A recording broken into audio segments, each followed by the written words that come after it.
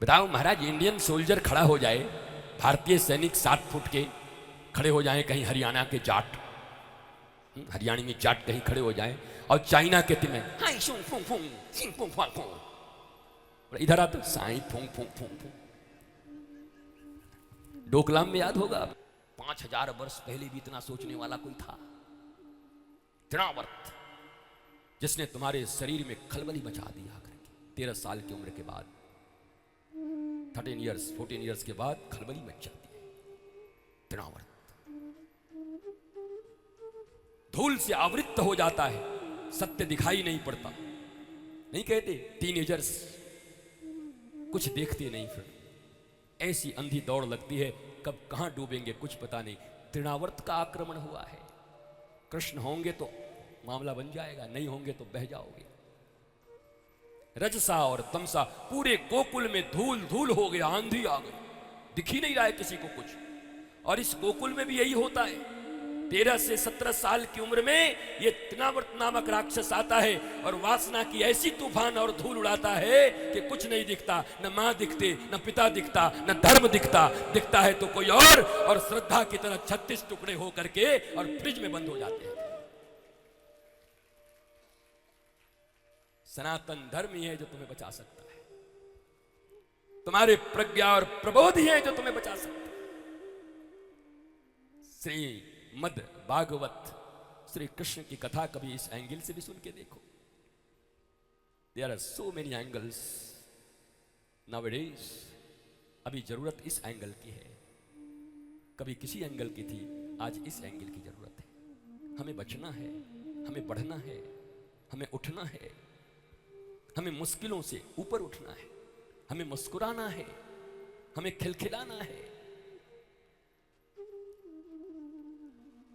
तृणावर्त का वध हुआ, भगवान थे तो हो गया, काम बन गया। अरे गोविंद जहां रहेगा, अर्जुन के साथ एक अकेला गोविंद और उधर पूरी सेना 11 छौनी। महाभारत इस बात का प्रमाण है। अकेले श्री कृष्ण 5 भाइयों के साथ आए और श्री कृष्ण की पूरी करोड़ों सेना दुर्योधन के साथ चली गई, नारायणी सेना। उन 100 में से एक नहीं बचा और 5 में से एक का बाल बांका नहीं हुआ। कृष्ण जिसके साथ होंगे उसका बाल बांका नहीं हो सकता। सेना नहीं बचा सकती। सेना भी कृष्ण की ही थी, कोई बाहरी सेना नहीं थी। कृष्ण ने अपना सेना दिया था। बताओ, भगवान की सेना भी तुम्हारी रक्षा नहीं कर सकती। भगवान के दिए हुए जो समृद्धि हैं, ये सुख हैं, ये गाड़ियां हैं, मकान हैं, ये भगवान की सेना है। तुम सोचते हो कौरवों की तरह कि इस सेना को लेकर के, गाड़ियों को लेकर के, बैंक बैलेंस को लेकर के, मैकॉले की शिक्षा व्यवस्था को लेकर के तुम सोचते हो जीत जाओगे? जीत तभी होगी जब गोविंद तुम्हारे साथ होगा। जीत तभी होगी जब पांडव की तरह कृष्ण पर विश्वास करना शुरू करोगे। उन्हें अपना बनाओ। श्री कृष्ण की संपत्ति को तो अपना बनाने के लिए सब मर रहे हैं, पर श्री कृष्ण को कौन अपना बनाएगा? बताओ। भागवत का ये एंगल होना आप जरूरी है। बहुत हो गए श्रीमद् भागवत की कथाएं, बहुत चल रहे हैं। जैसे जैसे तुम जागृत होते जाओगे भारतवर्ष के लोगों, भारतवंशियों, आकर के पंडाल में बैठोगे और प्रज्ञा के साथ बैठ करके और कभी व्यासपीठ को भी कह सकते हो कि प्रभु कुछ ज्ञानवर्धक, कुछ ऐसी बात सुनाइए भागवत के माध्यम से कि हमारे हृदयों में जो ग्रंथियां हैं वो मिट जाएं। और तुम ही अगर राजी हो 1.5-2 घंटे 3 घंटे नाच के जाने के लिए तो कोई बात नहीं, फिर क्या दिक्कत? तो और आसान है। कौन इतना खून जला के कौन बोलवे को तैयार है महाराज? किसको इतनी गरज पड़ी है बताओ? फीस फास लेके अपनी जितनी होती है दक्षिणा इत्यादि लेकर के तो 3 घंटे से 3.5 घंटे कोई नहीं बोलेगा महाराज। भैया हमारा शो 3 घंटे का है, किसको है?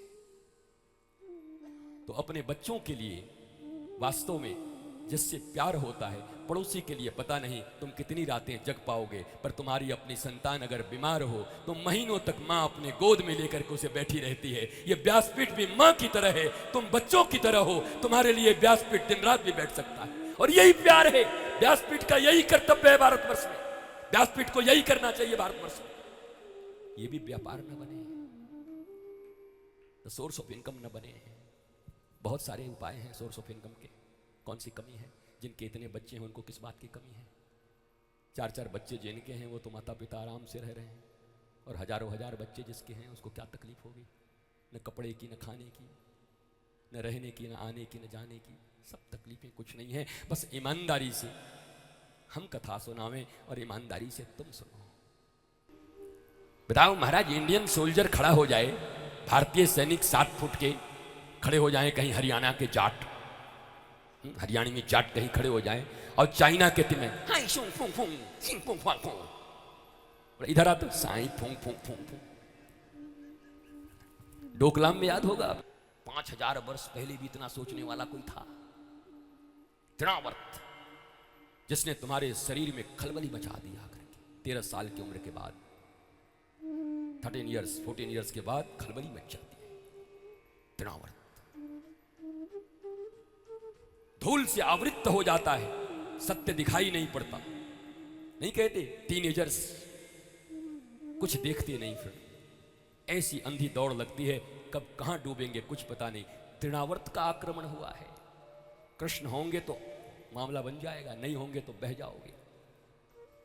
रजसा और तमसा पूरे गोकुल में धूल धूल हो गया, आंधी आ गई, दिख ही नहीं रहा है किसी को कुछ। और इस गोकुल में भी यही होता है। 13 से 17 साल की उम्र में ये तृणावर्त नामक राक्षस आता है और वासना की ऐसी तूफान और धूल उड़ाता है कि कुछ नहीं दिखता, न मां दिखते, न पिता दिखता, न धर्म दिखता, दिखता है तो कोई और श्रद्धा की तरह 36 टुकड़े हो करके और फ्रिज में बंद हो जाते हैं। सनातन धर्म ही है जो तुम्हें बचा सकता है, तुम्हारे प्रज्ञा और प्रबोध ही है जो तुम्हें बचा सकता है। श्री मद भागवत श्री कृष्ण की कथा कभी इस एंगल से भी सुन के देखो। There are so many angles nowadays. अभी जरूरत इस एंगल की है, कभी किसी एंगल की थी, आज इस एंगल की जरूरत है। हमें बचना है, हमें बढ़ना है, हमें उठना है, हमें मुश्किलों से ऊपर उठना है, हमें मुस्कुराना है, हमें खिलखिलाना है। तृणावर्त का वध हुआ, भगवान थे तो हो गया, काम बन गया।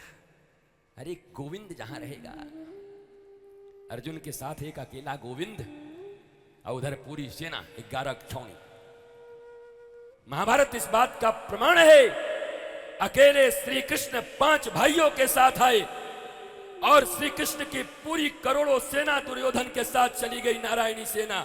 उन 100 में से एक नहीं बचा और 5 में से एक का बाल बांका नहीं हुआ। कृष्ण जिसके साथ होंगे उसका बाल बांका नहीं हो सकता। सेना नहीं बचा सकती। सेना भी कृष्ण की ही थी, कोई बाहरी सेना नहीं थी। कृष्ण ने अपना सेना दिया था। बताओ, भगवान की सेना भी तुम्हारी रक्षा नहीं कर सकती।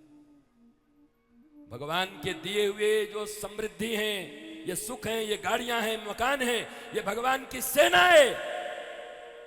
तुम सोचते हो कौरवों की तरह कि इस सेना को लेकर के, गाड़ियों को लेकर के, बैंक बैलेंस को लेकर के, मैकॉले की शिक्षा व्यवस्था को लेकर के तुम सोचते हो जीत जाओगे? जीत तभी होगी जब गोविंद तुम्हारे साथ होगा। जीत तभी होगी जब पांडव की तरह कृष्ण पर विश्वास करना शुरू करोगे। उन्हें अपना बनाओ।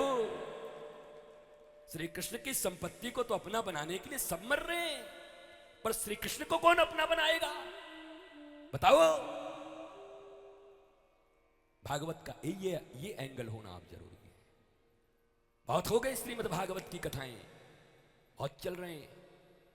जैसे जैसे तुम जागृत होते जाओगे भारतवर्ष के लोगों, भारतवंशियों, आकर के पंडाल में बैठोगे और प्रज्ञा के साथ बैठ करके, और कभी व्यासपीठ को भी कह सकते हो कि प्रभु कुछ ज्ञानवर्धक, कुछ ऐसी बात सुनाइए भागवत के माध्यम से कि हमारे हृदयों में जो ग्रंथियां हैं वो मिट जाएं।